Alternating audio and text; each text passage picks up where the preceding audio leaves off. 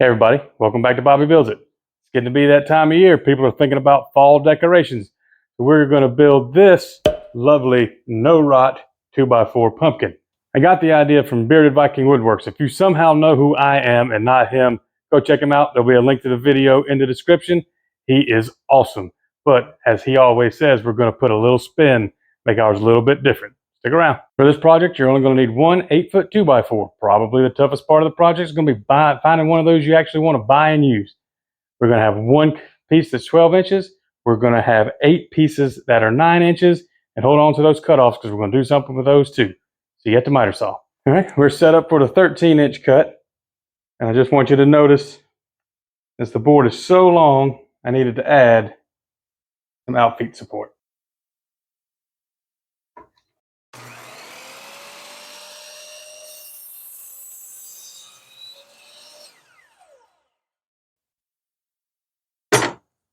See how nothing fell down? All right, since we're doing 8 of these, I have set up the stop block to make sure they're all the same. They don't even have to all be the same. This is going to be a pumpkin, for crying out loud. Let's make some cuts.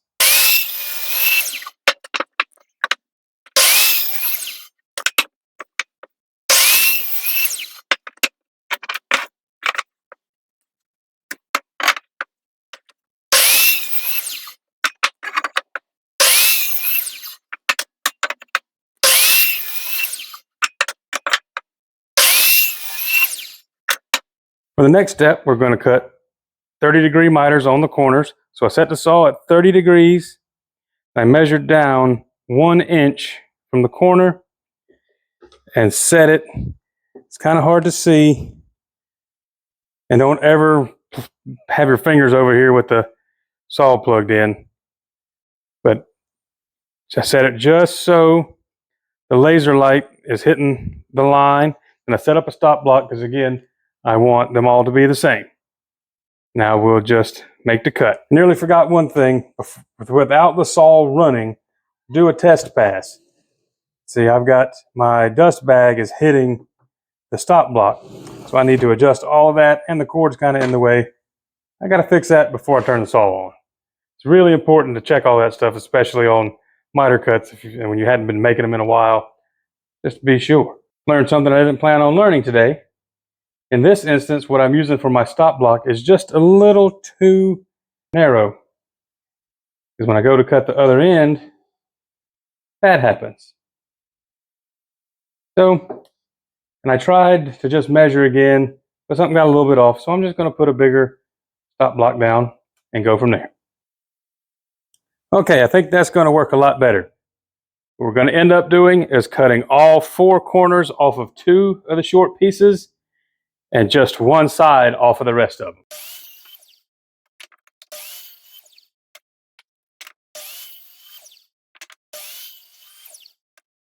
them. We have all of our pieces cut out.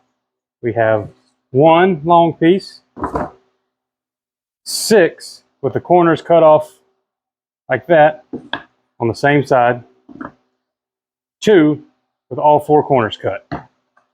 One thing you could do at this stage is run this edge through a joiner or the table saw to give you a little bit better edge to glue up with. I'm not going to do that this time. I'm just going to see how it goes. All right, let's get to gluing it up. I nearly forgot to mention, save some of those. We got a use for them.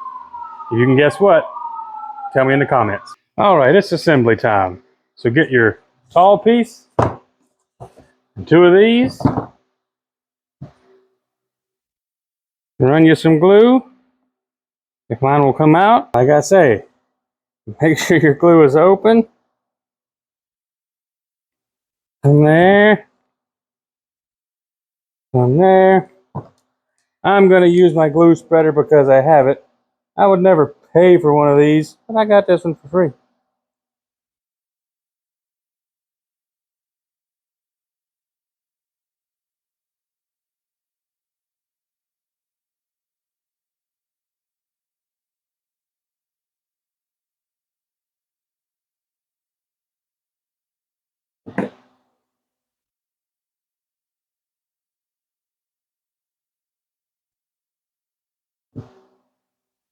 Don't ask me why I put glue way up there.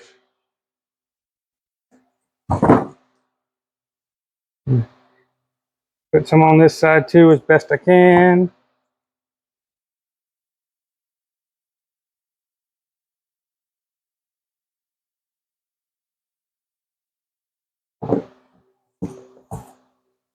And a little bit here.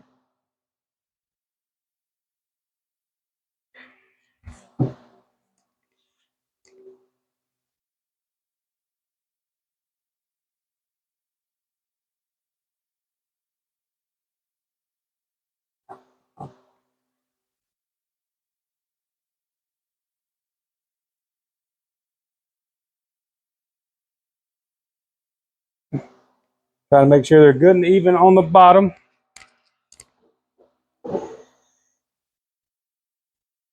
Throw on some clamps.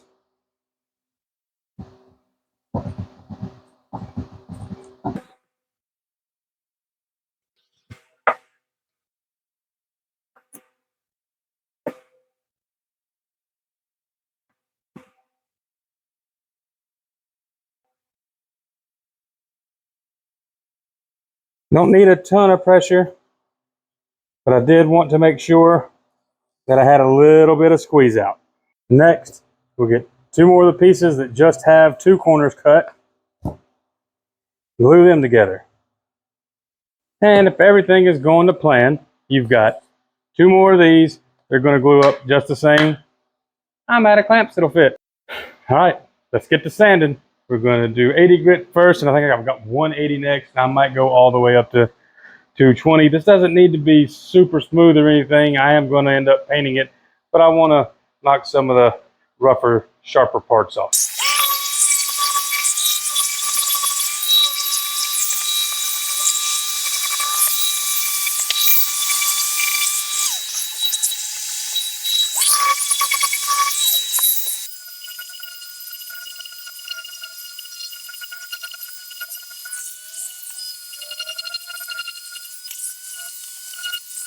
All right, it's assembly time. First thing we want to do is find the center point of this. It comes out to 10.5, just like you'd expect. Half of that is 5.25. I'll mark that right there. And pull the measurement up so you can see it up here. Luckily, these parts already have the center marked. You can just line up like that. But before you get too far ahead of yourself, mark the other side. And I went ahead and found the center and transferred it to the top of these boards roughly. It's not perfect. We're building rustic fall decor here, not a skyscraper. Now here is where having some CA glue to help act as a clamp would be a big help to me. I don't have any of that.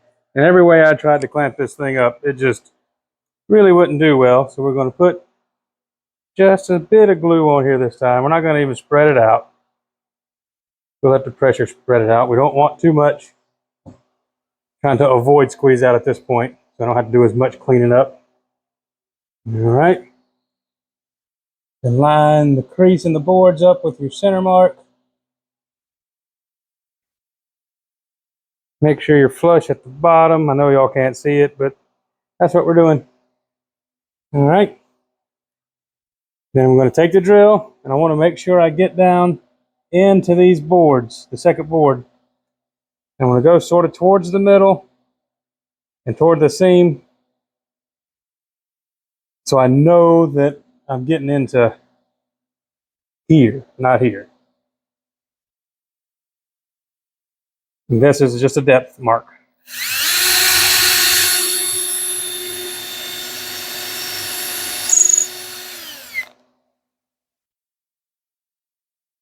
Do that twice. One on each side, top and bottom.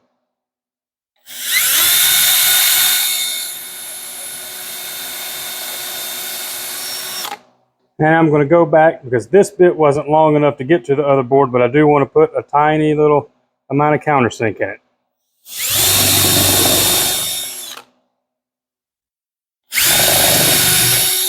Now some 2.5-inch exterior screws.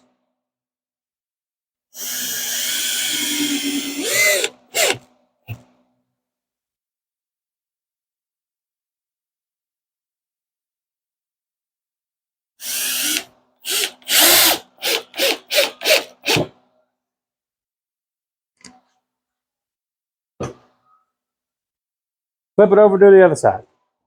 Now to attach the single front piece, and you got to sort of think of your options here. I've got a way to hide the screw holes, so I'm going to do exactly like I did here. But you might not want to do the last step that I'm going to do. So you may want to do dowels here and there.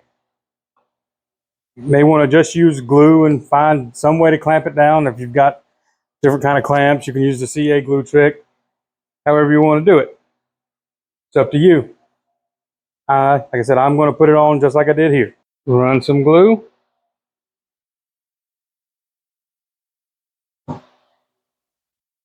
And remember where you put the other screws, because obviously you don't want to hit those.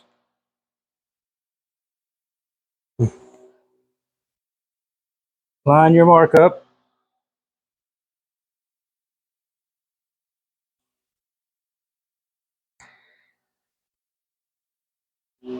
Flush up the bottom. That's good. We're going to go over here.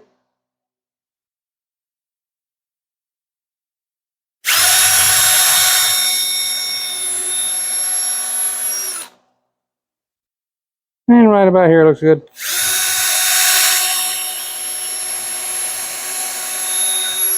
Do the countersink again.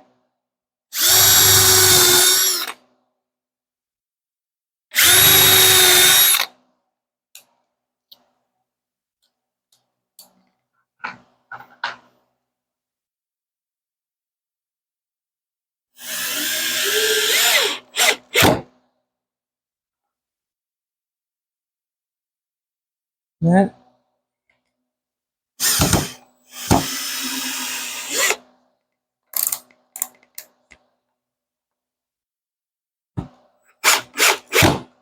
Repeat on the other side. Well, now you might be thinking, what's he going to do to cover up those holes? Well, you know how sometimes pumpkins have a whole lot of warts on them like this? Well, we're going to use these little wedge cutoffs from the corners. Put some glue on those. And just stick it right on there to cover the hole up. Hold it there for just a second.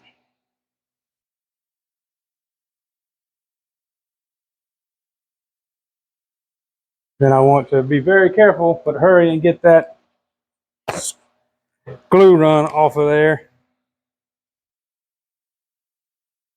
I don't want to have to sand anymore.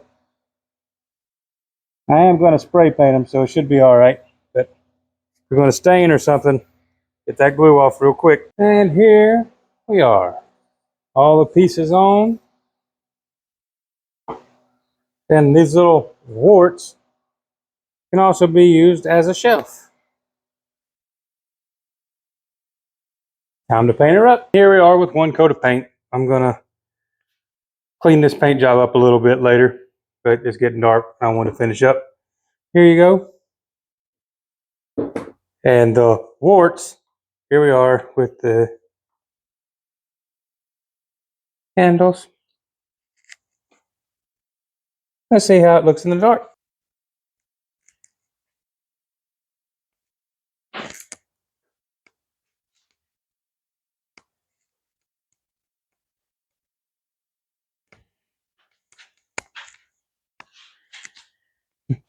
Maybe I'll add another piece around here somewhere to get some more light. I'm not sure. So there we have it. I don't know if I love how these ended up looking. Or making another one, I would probably go back and just cut an actual square piece just big enough for those tea lights that I'm using to sit on. But I did want a way to add light to it and cover up them screws. So it's probably about the only thing I would change. If you want to see some more holiday decor, check out one of these videos over here. See you next time.